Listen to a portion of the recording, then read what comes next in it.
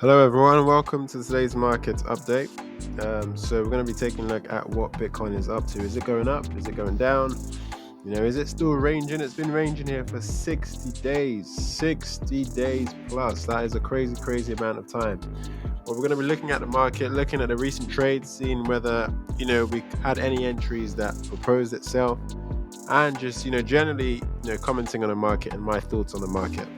First of all, now, if you are new to this channel, feel free to follow, feel free to subscribe, feel free to leave a boost if you want to get timely, up-to-date market Bitcoin price action news, all right?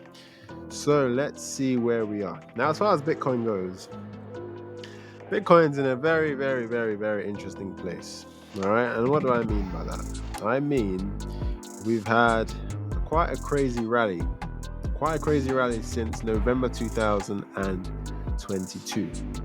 So Bitcoin is in a position where lots of traders and spot investors are considering what to do next. Obviously, we had this massive rally up, which got corrected, and then we SFP'd, leading to the beginning of that bear market.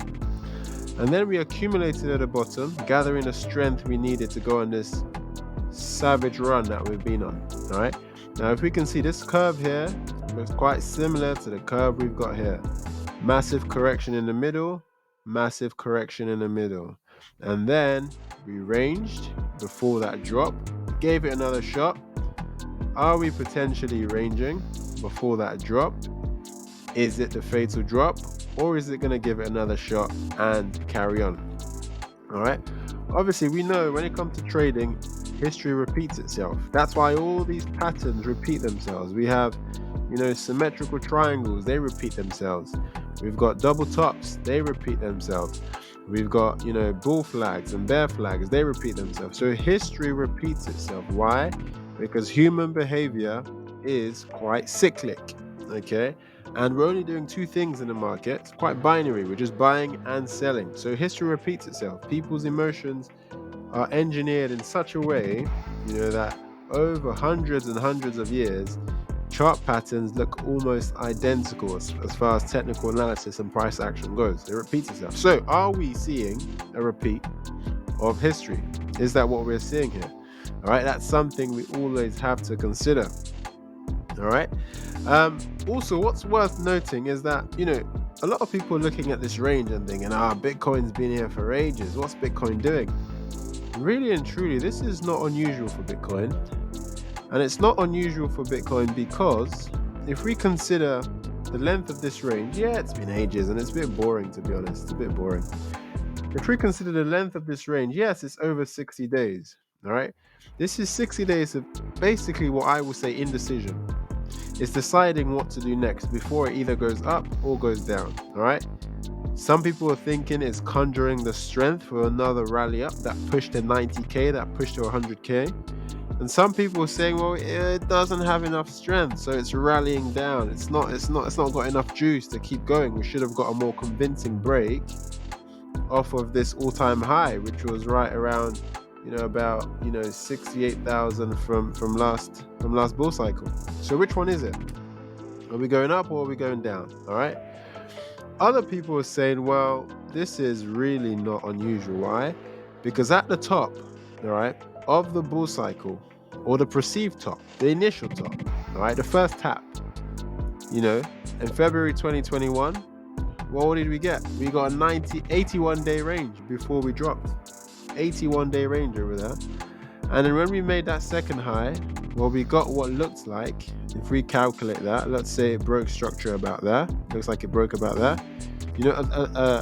A 30 day range. Even when it accumulated at the bottom here, how long was that accumulation? Well, that accumulation was for about 61 days. All right. At the bottom of the bear market, how long was that accumulation? Well, that accumulation was 207 days. All right. So is this weird? Is this unfamiliar? No. This is what Bitcoin does, and this is what it's doing again. All right. But let's see, how is it kind of accumulated or distributed when it's got to this key areas? Well, in the past, if we analyze what's happened as far as, our current high, if we take a look at this region, what we are seeing here is that we are seeing a high being put, and then we're kind of seeing a bit of a lull, all the way down. It's even broken structure momentarily bearish. All right, it's broken past that line there. I think this will be clearer if we view this as a box. Okay, if we view that as a box, it's even kind of dips down and traps lots of traders. It dips down. Okay, and now Bitcoin loves to do this. Bitcoin loves to do this before it rallies up. Okay, especially when it's creating what is known as a PO3. All right, and this is something we've been talking about here for ages. So it's definitely something you have to be watching as a trader, especially if you're trading Bitcoin. It's all over the place. Just backtest it. Go back and have a look. PO3 is where you get accumulation. You can either get a manipulation upwards or you can get a manipulation downwards, all right, to trap a lot of traders. And then you get an expansion up. This happens everywhere, absolutely everywhere, all right? And I can show you about 5 examples of this just looking at, Bitcoin's price action at the moment. So let's see, here we have, well, look, just at around, let's say December, we had a range, okay?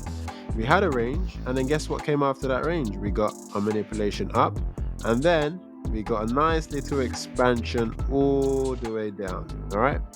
And not only that, in doing that, we made another range, a bigger range, this being the bigger range. Let's put that in a different color. Perhaps we make that orange. Oh no, that's not bright enough. Let's increase that. Okay, we've got another range there. Following that, we have a nice manipulation below that level. You can see the manipulation leg over here. Okay, that little box over there. And what happens after that? Well, we have that expansion up. So we've had a PO3 within a PO3 here, which is nice. All right, so we've just seen 2 examples of that. Okay, Bitcoin loves to do that. It loves to set that range, and then it loves to just act as though it's gonna drop down. Oh my goodness, I've got no strength. And then pow, it breaks up. Now, is that what's happening here? Are we playing around, lulling everyone to sleep, and then pow, we're gonna bounce up? Okay, that's definitely something I'm watching. All right, and that's why we were able to look for a long in this zone over here. All right, so let's look at more of the global perspective of Bitcoin, and let's just see what else can we see here. What else can we see as far as Bitcoin's price action on the global scale? Well, on the global scale, as I have been saying for a while, is this a bigger PO3 play? PO3, this being our range, okay, and this being our non-convincing, non-decisive, non-exciting breakout of the range, okay, yeah, followed by a bearish expansion. All right, is that what's going on here? Okay, just want to tell you guys that is a possibility. Right, now let's look at this price action on the monthly though. Now on the monthly, man, we've had a field day in terms of the bulls. The bulls have been enjoying.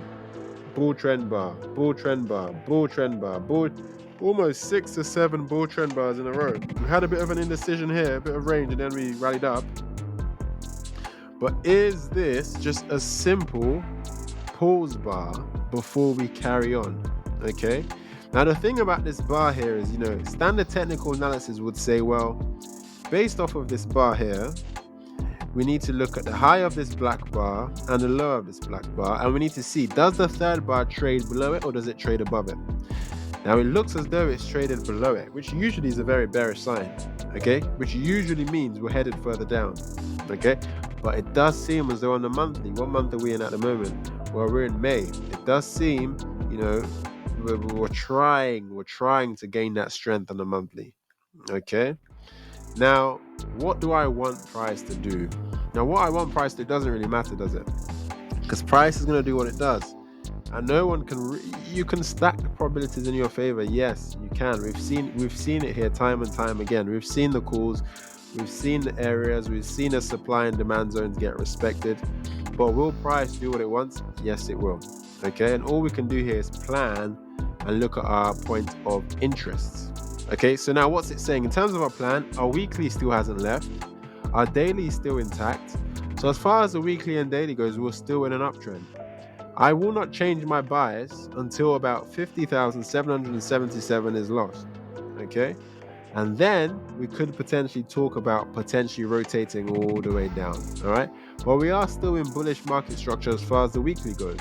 You know, even on the daily we're still on an uptrend.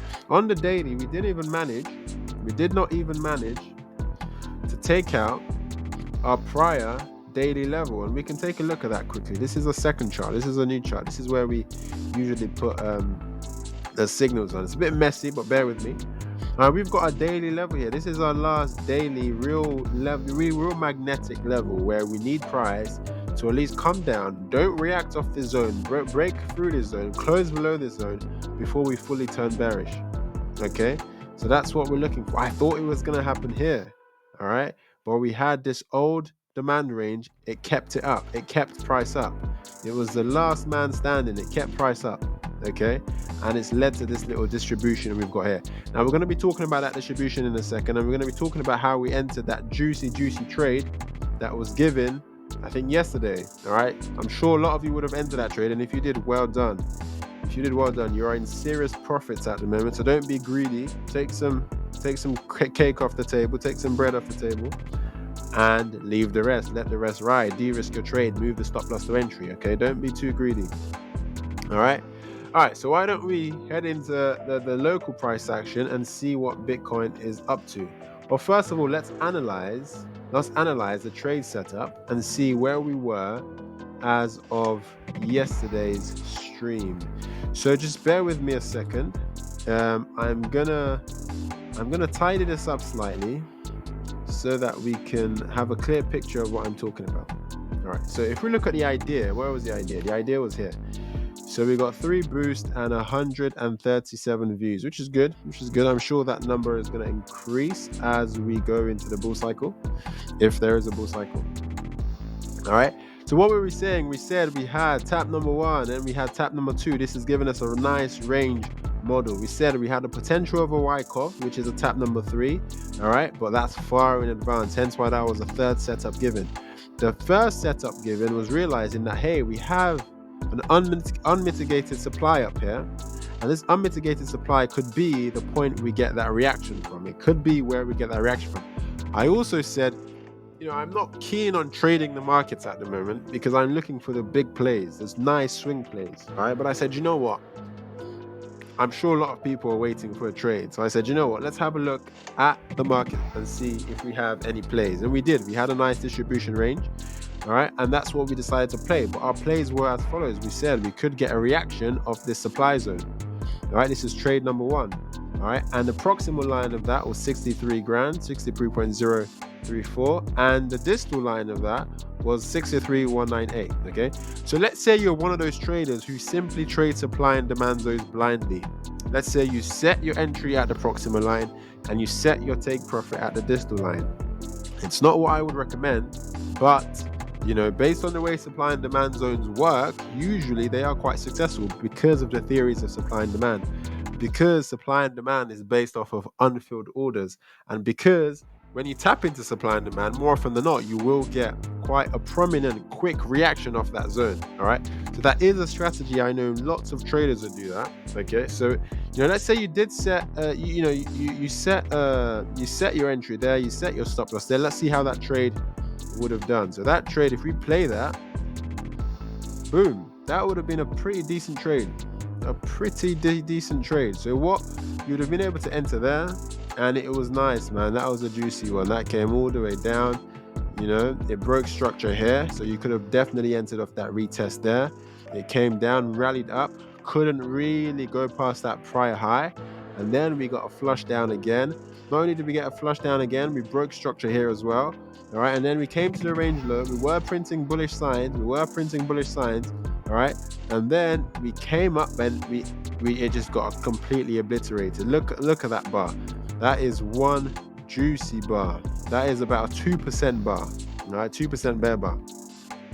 So if you are in that trade, take some profits. Don't be greedy. Don't be greedy. Take some profits and let the rest run. So in terms of my take profit strategy, what I usually like to do is take about 50% to 75% off when I see around perhaps a 1% or 2% move. Now, once I've done that, I'm going to move that stop loss to entry, and I'm going to play with house money. And I'm going to say, do you know what? That's fine. I've made my money. I'm not risking any of my money anymore. Then I can play with it. But as soon as I see a bullish sign, I'm out. Okay, so if you did enter that trade, congratulations. If you enter that, well done. If you're making profits of these signals, don't forget to leave your testimonial, and don't forget to just drop me a line or drop me a screenshot on the profit wall on Discord. Now, Discord, you can find me on Discord. The link's in the bio if you need to access that. All right.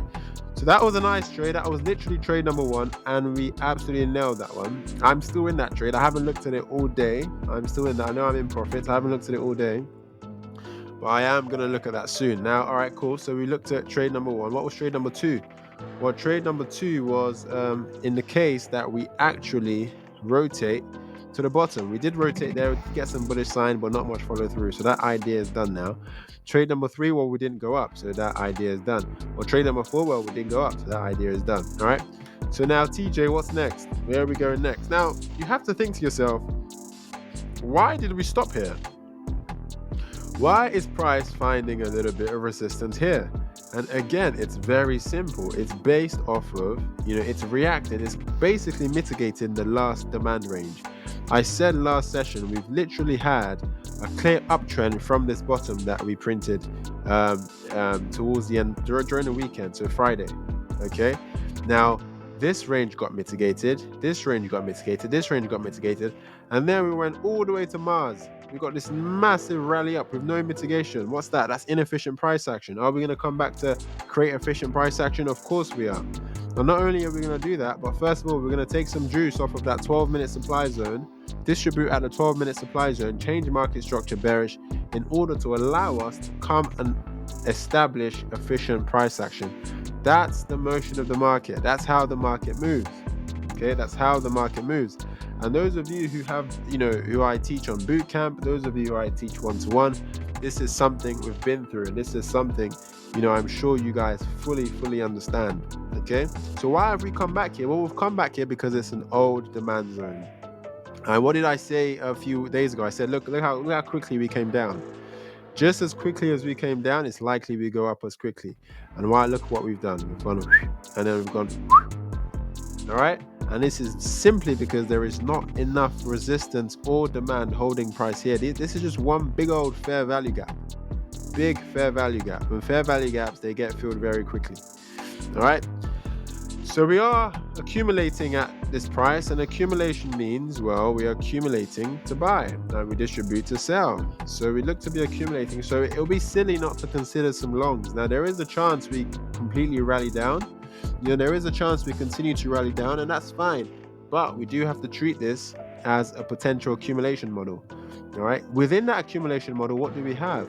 Well, within that model, we have, as we can see, a clear 24-minute demand zone. Now, internally of that, entire demand range, we have another internal, 24-minute demand zone on the bottom bit. Now, Bitcoin did something interesting. It ranged here for a bit. And it decided, you know what? It tried to do it. It tried. It's been cheeky, but it didn't quite fulfill what it wanted to do. It tried it. And for those of you who are wondering, what did it try to do? Well, what it tried to do is try to maintain the zone, but also it tried to sip some juice from this, extreme zone over here. It tried to sip a little bit of juice and then rally up, but it didn't quite fulfill what it wanted to do. So let's play it. You see that massive wick in a second. Look at that. It tried it. It literally did try it, but it didn't quite get that zone. Okay, so this is still unmitigated.